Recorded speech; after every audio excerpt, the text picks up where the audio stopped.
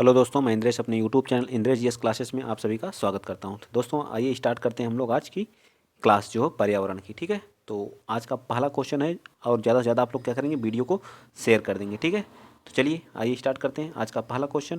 Question number 61 क्या कर रहा है, जल प्रदूषण अथवा जल जनित रोग का एक उदाहरण निम्नलिखित में से कौन सा नहीं है। तो आप बताइए कौन सा नहीं है इसमें से। डिप्थीरिया है, टांसिलिस्टिक है, या खासरा है, या अतिसार है। तो कौन सा हमारा है, सी पार्ट हमारा क्या होगा, सी पार्ट हमारा क्या हो जाएगा, राइट होगा। ठीक है, सी पार्ट क्या हो जाएगा हमारा, राइट आंसर होगा। ठीक, आप लोग इस चीज़ को याद रखेंगे, कौन सा पार्ट होगा हमारा, सी। ठीक, कौन सा, सी पार्ट क्या हो जाएगा, सी पार्ट हमारा क्या होगा, राइट होगा। ठीक है, चलिए आगे बताएंगे आप लोग। नेक्स्ट चलते हैं अगला क्वेश्चन। थोड़ा सा आज मैं नया रिकॉर्डर लिया हूँ तो थोड़ी सी दिक्कत हो रही, तो आप लोग एडजस्ट कर लीजिएगा। ठीक है, चलिए तो सी पार्ट हमारा क्या होगा, राइट। नेक्स्ट चलिए अगला क्वेश्चन चलते हैं। क्वेश्चन नंबर 62, जो हमारा पर्यावरण है, पर्यावरण शिक्षा का उद्देश्य है क्या है, पर्यावरण शिक्षा का उद्देश्य जो क्या है, पर्यावरण सुरक्षा तथा संरक्षण, पर्यावरण के संसाधनों का अधिकतम उपयोग, पर्यावरण के संसाधनों का न्यूनतम उपयोग, या इनमें से कोई नहीं। या ये हमारा पार्ट है, पर्यावरण शिक्षा का उद्देश्य क्या होता है। तो पर्यावरण शिक्षा का क्या, सुरक्षा एवं उसको क्या करना, सुरक्षा एवं उसका संरक्षण करना, यह हमारा क्या होता है, मेन उद्देश्य होता है। ठीक है, पर्यावरण के प्रति जो जागरूक करना, ताकि पर्यावरण की सुरक्षा और उसका संरक्षण क्या किया जाए, के प्रति सबको क्या किया जाए, जागरूक किया जाए, और स्वयं की भावनात्मक रूप से पर्यावरण से क्या किया जाए, जोड़ा जाए, सबसे मोस्ट इंपॉर्टेंट है। चलिए 63 आप बताइए, पर्यावरण जो हमारा जागरूकता को बढ़ावा देने के उद्देश्य से निम्नलिखित में से कौन सी प्रतियोगिता का आयोजन किया जाना चाहिए। ग्रीन ओलंपियाड करना चाहिए, या वन महोत्सव करना चाहिए, या पर्यावरण संबंधी प्रदर्शनी करनी चाहिए, या पर्यावरण क्या दिवस करना चाहिए। तो ग्रीन ओलंपियाड करना चाहिए। क्या करना चाहिए, ग्रीन ओलंपियाड। ठीक है, जिसे हम टेरी बोलते हैं, the energy and resource institution द्वारा यह क्या किया जाता है, ग्रीन ओलंपियाड की प्रतियोगिता की जाती है, जो क्या पर्यावरण के प्रति लोग जागरूक हों, जागरूकता को बढ़ावा मिले और पर्यावरण संरक्षण किया जा सके। चलिए नेक्स्ट अब बताएंगे आप लोग अगला क्वेश्चन। क्वेश्चन आप लोग बता दीजिए 64। तो 64 बताइए क्या कह रहा है यहाँ पे। 64 कह रहा है कि निम्नलिखित में से कौन सा दिवस जो है पर्यावरण दिवस के रूप में मनाया जाता है। तो पर्यावरण दिवस हम जो है 5 जून को जो है किस पर्यावरण दिवस के रूप में मनाते हैं। ठीक है, और यूएनईपी जिसको बोलते हैं यूनाइटेड नेशन इन्वायरमेंट प्रोग्राम, इसकी स्थापना जो 5 जून को, 5 जून 1972 को, ठीक है, नैरोबी के केन्या में इसकी स्थापना हुई थी। और हम लोग 5 जून 1974 से जो है पर्यावरण को मनाना स्टार्ट कर दिए थे। ठीक, ये सारी चीज़ें आप लोगों को क्या होनी चाहिए, A to Z याद होनी चाहिए। ठीक, चलिए आइए चलते हैं आगे। नेक्स्ट क्वेश्चन आप बताएंगे, क्वेश्चन नंबर 65। 65 बताइए क्या कह रहा है। 65 कह रहा है कि स्कूलों में पर्यावरण के प्रति जागरूकता लाने के हेतु छात्रों की मानसिकता में बदलाव लाने में क्या, मानसिकता में बदलाव लाने में कौन सी रणनीति कारगर सिद्ध होगी। बताइए, खेल प्रतियोगिता का आयोजन, पाठ्यक्रम में बदलाव तथा गैर शैक्षिक तथा रचनात्मक क्रियाकलापों को शामिल करके, परीक्षा के माध्यम से, या इनमें से कोई नहीं। बताइए 65 का कौन सा राइट। तो बी पार्ट हमारा क्या हो जाएगा, पाठ्यक्रम में बदलाव तथा गैर शैक्षिक तथा रचनात्मक क्रियाकलापों में शामिल करके। ठीक, तो बी पार्ट हमारा क्या हो जाएगा, राइट आंसर हो जाएगा। ठीक, आइए चलते हैं नेक्स्ट अगला क्वेश्चन। क्वेश्चन नंबर 66 बताइए, जो भारतीय संविधान द्वारा, क्वेश्चन नंबर 66, भारतीय संविधान द्वारा उपलब्ध किए गए मूलभूत अधिकारों का मुख्य उद्देश्य क्या होता है। बच्चों का सर्वांगीण विकास, बच्चों के सर्वांगीण विकास, पुरुषों के सर्वांगीण, महिला सशक्तिकरण, नागरिकों के व्यक्तित्व का सर्वांगीण, तो नागरिकों के व्यक्तित्व का सर्वांगीण विकास, ना कि बच्चों का, ना ही पुरुषों का, ना ही बल्कि क्या है, नागरिकों के व्यक्तित्व के सर्वांगीण विकास की बात करता है। भारतीय संविधान द्वारा उपलब्ध किए गए मूलभूत अधिकारों का क्या होता है, मुख्य उद्देश्य होता है 66 का, जो हमारा कहाँ से 12 आर्टिकल 12 से अनुच्छेद 32 तक हमारा क्या वर्णन किया गया है। ठीक है, आइए चलते हैं नेक्स्ट, आगे चलते हैं। अगला क्वेश्चन आप बताएंगे, क्वेश्चन नंबर 67 बताइए। 67 क्या कर रहा है कि सामाजिक विज्ञान में कौन सा जो है आयाम विषय शामिल नहीं है। सामाजिक विज्ञान में कौन सा, तो सामाजिक विज्ञान में हमारा क्या आता है, इतिहास भी शामिल है। ठीक है, इतिहास भी है। ठीक, इतिहास भी है, भूगोल भी है। ठीक, भूगोल भी है, इकोनॉमिक्स, सॉरी जियोग्राफी, राजनीतिक पॉलिटी जिसको बोलते हैं, राजनीतिक विज्ञान भी है, और इकोनॉमी, इको है, पॉलिटी है, ये सारी चीज़ हमारी क्या है इसमें सम्मिलित है। लेकिन व्यावसायिक शिक्षा हमारी इसमें क्या है, सम्मिलित नहीं। तो डी पार्ट हमारा क्या हो जाएगा, राइट हो जाएगा। क्या हो जाएगा, डी पार्ट हमारा क्या हो जाएगा, राइट हो जाएगा। ठीक है, आइए चलते हैं नेक्स्ट अगला क्वेश्चन आप बताएंगे। अगला क्वेश्चन क्या होगा, अगले क्वेश्चन के बारे में बताइए। Question number 68। 68 क्या कर रहा है, 68 कह रहा है कि अंकों के आधार पर किस पाठ्यक्रम विषय वस्तु की परीक्षा नहीं की जा सकती। अंकों के आधार पर स्वास्थ्य की, संगीत की, योगा की या उपर्युक्त में से किसकी। स्वास्थ्य की अंक के आधार पर किसकी परीक्षा नहीं की जा सकती, बताइए 68 में कौन सा राइट आंसर होगा। तो 68 का डी, उपर्युक्त में से किसी की भी अंक के आधार पर हम परीक्षा नहीं ले सकते हैं, ठीक है, इसमें किसी की भी परीक्षा नहीं की जा सकती। ठीक, आगे चलते हैं। अगला क्वेश्चन, क्वेश्चन नंबर 69, इनमें से कौन सा एक पर्यावरण का समस्या नहीं है, बताइए।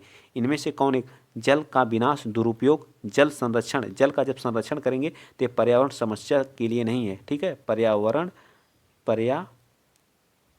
समस्या के लिए नहीं है, ठीक। अगर पर्यावरण संरक्षण के लिए, तो हमारा बी पार्ट क्या हो जाएगा। वन की कटाई से भी हमारी समस्या होगी, पर्यावरण को भूमि अपरदन होगा तब भी पर्यावरण के लिए दिक्कत होगी। ये सारी चीज़ें हमारी क्या, पर्यावरण समस्या हैं, ठीक है। आगे बताएंगे आप लोग क्वेश्चन नंबर 70, आज का 70वां क्वेश्चन, बताइए। इनमें से कौन सा बंदरगाह जो पूर्वी तट पर सबसे गहरी भूमि वर्ती, चारों ओर भूमि से घिरा है और पूर्ण रूप से सुरक्षित बंदरगाह, ठीक है। ये हो गया हमारे भारत का क्या, मैप, ठीक है। ये हमारा क्या कहलाता है, ये पूर्वी तट कहलाता है, ये पश्चिमी है, ठीक है। एक मिनट, ये कौन सा तट है, पश्चिमी है। इसको कौन सा तट बोलते हैं, पश्चिमी, याद रखिएगा, ठीक। कौन सा, पश्चिमी। ये कौन सा होता है, पूर्वी। तो कह रहा है सबसे गहरा, तो पूर्वी तट पे कौन सा सबसे गहरा, विशाखापट्टनम। कौन सा है, विशाखापट्टनम। जो सबसे गहरा कौन सा है, तो विशाखापट्टनम है, याद रखिएगा, ठीक है। जो कहाँ पड़ता है, विशाखापट्टनम हमारा कहाँ पड़ता है, बताइए। तो हमारा पड़ता कहाँ है, जो 70 का जो हमारा डी पार्ट होगा, जो सबसे गहरा है, ठीक है। क्या है, सबसे गहरा है, ठीक। विशाखापट्टनम राइट आंसर होगा। विशाखापट्टनम बंदरगाह के पूर्वी तट पर सबसे गहरी भूमि बंदरगाह स्थित है, ठीक। तो डी पार्ट हमारा इसका क्या होगा, सबसे राइट आंसर होगा, ठीक है।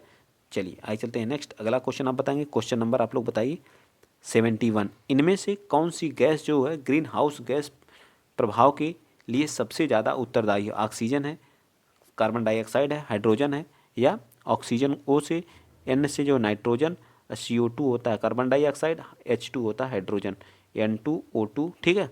ये ऑक्सीजन के हमारे क्या है, ऑक्सीजन, नाइट्रोजन। तो सबसे कौन होता है, क्या पूछा है, सबसे ज़्यादा उत्तरदायी कौन है 71 का। तो हमारा क्या है, बी पार्ट हमारा क्या है, राइट। कार्बन डाइऑक्साइड जो है सबसे ज़्यादा क्या है, प्रभावित करता है हमारे किसको, जो ग्रीन हाउस इफेक्ट के लिए। नेक्स्ट बताएंगे क्वेश्चन नंबर 72, इनमें से कौन जल प्रदूषण का स्रोत नहीं, मतलब जल को प्रदूषित, कचरे से अगर आप ले आके फेंकेंगे तो भी हमारा क्या होगा, जल प्रदूषित होगा। रेडियोधर्मी कचरा, इससे क्या प्रभावित होगा। कृषि जनित कचरा से भी अवशिष्ट, खनन से क्या होगा, प्रभावित होगा जल प्रदूषण। तो ये भी बिल्कुल हमारा 72 का राइट आंसर डी, खनन से कोई है हमारा क्या होगा, जल प्रदूषण नहीं होगा, ठीक है। जल प्रदूषित नहीं होगा, जल प्रदूषण खनन से नहीं होगा, इस चीज़ को आप लोग याद रखेंगे, ठीक। चलिए आइए चलते हैं आगे। नेक्स्ट क्वेश्चन, क्वेश्चन नंबर आप 73 बताइएगा, ठीक।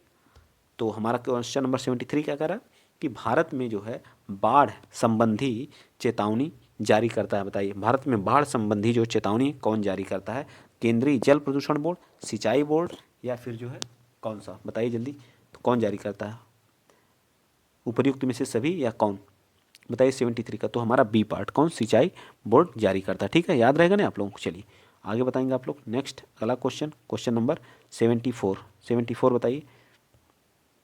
74 का कौन हो जाएगा, ग्राम पंचायतों का क्या कार्य होता है, जल का रख रखाव करना होता है, या फिर जो है स्कूल निर्माण होता है, या BPL की सूचीधारी। तो ये सभी कार्य होता है, ठीक है। जो हमारा ग्राम पंचायतों का जल संसाधनों का रख रखाव, स्कूलों का निर्माण, BPL लाभार्थियों की सूची तैयार करना, ये सारी चीज़ें हमारा कौन करता है, ग्राम पंचायतें करती हैं। अगला क्वेश्चन आप बताएंगे 75, पर्यावरण अपघटन के कारण उत्पन्न होने वाले परिणामी खतरों में शामिल कौन है, भूस्खलन है, वनों में अग्नि दुर्घटना है, बाढ़ एवं सूखा, या उपर्युक्त में से सभी है। मतलब पर्यावरण अपघटन के कारण जो है, पर्यावरण का जब अपघटन होता है तो हमारी क्या, बाढ़ एवं सूखे आते हैं। क्या आता है, बाढ़ एवं सूखे सबसे मोस्ट इंपॉर्टेंट है, वर्षा अधिक होती है, ठीक। आइए चलते हैं नेक्स्ट अगला क्वेश्चन, क्वेश्चन नंबर 76 बताएंगे आप लोग, बताइए। निम्न में से कौन जो है इंदिरा गांधी नहर परियोजना से लाभान्वित हुआ है, केरल, राजस्थान, उत्तर प्रदेश या मध्य प्रदेश। तो केरल जो इंदिरा गांधी जो हमारा सबसे ज़्यादा किसको सिंचित करता है, तो सबसे ज़्यादा किसको करता है, बताइए, राजस्थान को। सबसे ज़्यादा किसे सिंचित किया है, तो राजस्थान को। इस चीज़ को आप लोग यार, एक कहाँ, हरके बैराज जो सतलज नदी से क्या करता है, हरके बैराज से हमारी एक भारत की सबसे लंबी नदी जो है वो इंदिरा गांधी नहर है, ठीक है। इंदिरा गांधी जो पंजाब से क्या करती है, निकलती है, और सबसे ज़्यादा जो है इसे सिंचित होने वाला राज्य कौन सा है, तो राजस्थान है। 77 बताइए। 77, इनमें से कौन पर्यावरण सिद्धांत शिक्षा का एक सिद्धांत नहीं। पर्यावरण शिक्षा में सभी की सहभागिता। पर्यावरण शिक्षा जीवन पर्यंत शिक्षा प्रणाली नहीं है। पर्यावरण शिक्षा एक समेकित तथा सामुदायिक प्रयास होना चाहिए। पर्यावरण शिक्षा का सामाजिक तथा आर्थिक उद्देश्य के साथ समुचित तालमेल तथा समान प्राथमिकता के आधार पर प्रचार प्रसार होना चाहिए। बताइए कौन सा राइट है 77 का? तो 77 का हमारा बी पार्ट जो है वो क्या है, पर्यावरण जो शिक्षा जीवन पर्यंत शिक्षा प्रणाली नहीं है, ये हमारा क्या गलत है, ठीक है, बल्कि सही पर्यावरण शिक्षा जीवन पर्यंत प्रणाली है। ठीक, चलिए नेक्स्ट चलते हैं। अगला क्वेश्चन आप बताएं, क्वेश्चन नंबर 78 बता दीजिए। नीली क्रांति किससे संबंधित है? नीली क्रांति जो है 78 का बताइए, नीली क्रांति किससे संबंधित है? तो नीली क्रांति जो हमारी मत्स्य, सी पार्ट हमारा क्या हो जाएगा, राइट है। और दुग्ध क्रांति, वर्गीज कुरियन इसके जनक हैं। दुग्ध क्रांति के जनक कौन है बताइए? वर्गीज, इसे श्वेत क्रांति के नाम से जाना जाता है, ठीक है। चलिए आगे बताइए, क्वेश्चन नंबर 79, इनमें से कौन सा मानव पर्यावरण का एक घटक नहीं है? भूमि, समुदाय, परिवार या धर्म? यानी मानव पर्यावरण का एक घटक नहीं है। भूमि है, समुदाय है, परिवार है या धर्म है? तो 79 का हमारा क्या आ जाएगा, धर्म जो है मानव से संबंधित नहीं है। ठीक, आगे बताएंगे क्वेश्चन नंबर 80। अगला क्वेश्चन, पिघले हुए मैग्मा से कौन सी? तो पिघले हुए मैग्मा से हमारी अग्नेय चट्टान का क्या होता है, निर्माण होता है। कौन सी? अग्नेय चट्टान का निर्माण होता है। नेक्स्ट आ जाइए 81 बताइए, इनमें से कौन सी गैस हमें सूरज की घातक किरणों अर्थात पराबैंगनी किरणों से रक्षा करती है? बताइए। तो ओजोन, ओजोन परत हमें क्या करती है, किरणों से क्या करती है, रक्षा करती है। ठीक, चलिए ये हमारा क्या हो गया, यहाँ पे कौन होती है, ओजोन। सबसे पहले कौन आता है बताइए, क्षोभ मंडल आता है। ठीक, कौन आता है, क्षोभ मंडल। बाकी आप लिख लेंगे। क्षोभ मंडल के बाद कौन आता है, समताप। ठीक है, समताप, समताप मंडल। ठीक, समताप के बाद कौन आता है, मध्य। मध्य के बाद कौन आता है, आयन। ठीक, कौन आता है, आयन। आयन के बाद कौन आता है, वहीर। याद रखिएगा, क्षोभ मंडल, समताप मंडल, मध्य मंडल, आयन मंडल और वहीर मंडल। क्षोभ मंडल में मौसम संबंधी घटनाएं होती हैं। कौन सी होती हैं, मौसम संबंधी घटनाएं होती हैं। बादल का बनना, गरजना, बारिश का होना, सारी घटनाएं हमारी इसी में होती हैं। ठीक है, मौसम संबंधी। और समताप मंडल में हमारे वायुयान उड़ाए जाते हैं। क्या किए जाते हैं, वायुयान का उड़ान होता है। ठीक है, यहीं पर हमारी ओजोन लेयर पाई जाती है। ठीक है, जो हमें अल्ट्रावायलेट जो सूर्य की किरणें आती हैं उनसे बचाती है। ठीक है, अगर वो हमारे शरीर पे पड़ती है तो उससे क्या, त्वचा कैंसर होता है। सारी चीज़ें आपको याद होनी चाहिए। चलिए नेक्स्ट चलते हैं। अगला क्वेश्चन, क्वेश्चन नंबर आप लोग अब बताएंगे 82 बताइए, जब जलवाष्प वायुमंडल में अवक्षेपित संघनित होकर के द्रव के रूप में पृथ्वी पर गिरता है तो उसे क्या कहते हैं? जलवाष्प कहते हैं, वर्षा कहते हैं, बर्फ कहते हैं या बादल कहते हैं? 82 का, तो उसे क्या कहते हैं, वर्षा। जब संघनित होकर के पृथ्वी पर गिरता है तो उसे क्या कहते हैं, वर्षा कहते हैं। चलिए 83, जो हमारी कंटीली झाड़ियाँ पाई जाती कहाँ, जहाँ कांटे होते हैं, छोटे छोटे कांटे पाए जाते हैं, गर्म तथा शुष्क मरुस्थल में पाए जाते हैं। कहाँ, गर्म तथा शुष्क मरुस्थल में पाए जाते हैं। 83 का हमारा क्या जाएगा, बी पार्ट राइट आंसर। जहाँ पे पानी की क्या होती है, बहुत कमी होती है, जिसे राजस्थान वाले एरिया में ये सब हमारे क्या पाए जाते हैं। ठीक, चलिए नेक्स्ट 84 बताइए अब। 84 क्या कह रहा है कि जो स्वर्णिम रेशा इनमें से किसे कहा जाता है? मतलब स्वर्णिम रेशा इसमें से किसे कहा जाता है, बता दीजिए। तो स्वर्णिम रेशा हम कपास को कहा जाते हैं। कपास उत्पादन में इस समय जो नया डाटा आया है उसमें मुंबई प्रथम स्थान है। ठीक है, मुंबई क्या है, प्रथम। इससे पहले कौन था, गुजरात था। ठीक है, इससे पहले कौन था, गुजरात था। इसके उत्पादन के लिए काली मिट्टी की आवश्यकता होती है, काली मिट्टी। ठीक, किसके लिए, काली मिट्टी। ठीक है, काली मिट्टी, इसे कपासी मिट्टी के नाम से भी जाना जाता है। इस चीज़ को भी आप लोग याद रखेंगे, किस नाम से, कपासी मिट्टी के नाम से भी इसे जाना जाता है। ठीक, याद रहेगा ना। प्रथम स्थान पे कौन है, मुंबई है। स्वर्णिम रेशा किसे कहा जाता है, जूट को। गोल्डन फाइबर किसे कहा जाता है, ये तो गोल्डन फाइबर हो गया। और सिल्वर किसे कहा जाता है, तो रेसे को किसको कहा जाता है बताइए। चाय उत्पादन में कौन, तो हमारी चाय उत्पादन में कौन है, असम प्रथम स्थान पे है। जूट उत्पादन में कौन है, पश्चिम बंगाल है। तो जूट को हम बोलते हैं सिल्वर, ठीक है, सिल्वर रेशा बोलते हैं। ठीक है, गोल्डन रेशा किसको बोलते हैं, कपास को बोलते हैं। और रबर कहाँ सबसे ज़्यादा उत्पादन होता है, तो केरल राज्य में उत्पादन होता है। ठीक, ये सारी चीज़ें आपको याद होनी चाहिए। चलिए आइए चलते हैं अगला क्वेश्चन, क्वेश्चन नंबर आप 85 बताइएगा। थोड़ा सा बड़ा कर लेते हैं। 85 बताइए, 85 क्या कह रहा है, जल्दी बताइए। 85 क्वेश्चन नंबर 85 कह रहा है कि पृथ्वी का जुड़वा ग्रह इनमें से किसे कहा जाता है? तो पृथ्वी की जुड़वा बहन जो है, जुड़वा ग्रह या जुड़वा बहन जो है किसे कहा जाता है, शुक्र को कहा जाता है। ठीक है, सबसे बड़ा ग्रह कौन सा है, तो सबसे बड़ा ग्रह बृहस्पति हमारा है। और सबसे ज़्यादा संख्या मतलब उपग्रह की किसके पास है, शनि के पास है। भोर का तारा, शाम का तारा किसे कहा जाता है, शुक्र को कहा जाता है। ठीक है, अब मंगल पे क्या पाया जाता है, आयरन पाया जाता है। ठीक है, सभी चीज़ें मैं बता दे रहा हूँ। 86 का बताइए, इनमें से विश्व का सबसे ऊंचा पठार कौन सा है? दक्कन का पठार है, मालवा का पठार है, छोटा नागपुर का पठार है या तिब्बत का पठार है?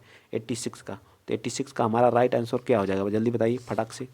86 का, तो 86 का हमारा क्या आ जाएगा, तिब्बत का पठार हमारा सबसे राइट आंसर हो जाएगा। ठीक है, तिब्बत का पठार। चलिए 87 बताइए, मानव निर्मित या मानव जनित आपदा का उदाहरण है।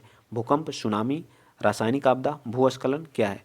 मानव निर्मित भूकंप क्या आते हैं, मानव निर्मित आते हैं। तो रासायनिक आपदा हमारी क्या है, मानव जनित आपदा है, ठीक है। सुनामी, भूस्खलन और भूकंप ये सब जो प्राकृतिक देन है, ठीक है। चलिए आगे चलते हैं। ये हमारे तीनों लास्ट, आज के लास्ट क्वेश्चन है, तीनों के बारे में आप लोग बताते चलिए, ठीक। चलिए बताइए फटाफट। भोपाल जो हो गैस आपदा के लिए कौन सी गैस जिम्मेदार है, मिथाइल आइसोसाइनेट या फिर जो क्या है बताइए। मिथाइल आइसोसाइनेट है जिम्मेदार, भोपाल आपदा के लिए मिथाइल आइसोसाइनेट है, ठीक है, राइट आंसर। चलिए नेक्स्ट बताइए आप लोग, क्वेश्चन नंबर 89।